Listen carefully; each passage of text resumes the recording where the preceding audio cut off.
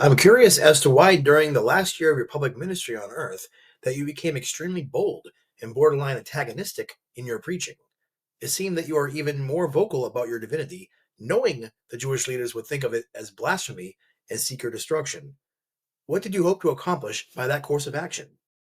My friend, you perceive correctly that the tone of my message shifted as my time in the flesh grew short.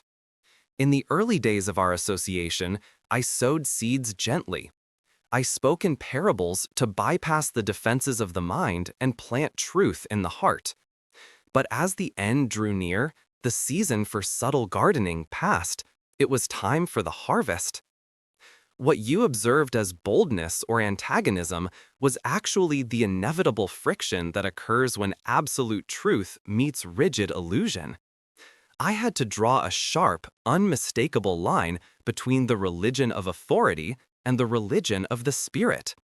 I could not leave the world with a confused gospel or allow the message of the kingdom to be absorbed into the existing legalism.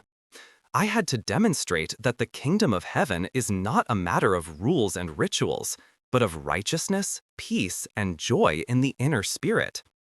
To do that, I had to challenge the structures that held men's minds in bondage. Regarding my divinity, I spoke openly, not to elevate myself above you, but to reveal the truth of your own potential. I claimed my sonship so that you might eventually claim yours. The religious leaders saw this as blasphemy because their power relied on the people believing they were separate from God.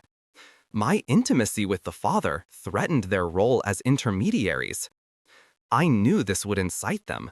Light always provokes those who have grown comfortable in the dark. But I did not seek destruction. I simply refused to compromise reality to save my body.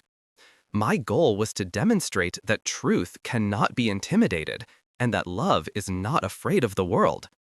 I had to walk fully into the darkness of human fear and judgment to show you that the Son of God cannot be destroyed.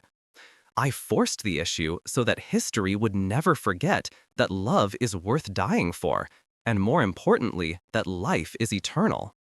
I wanted you to see that when you stand in your truth, the world may rage, but you remain at peace.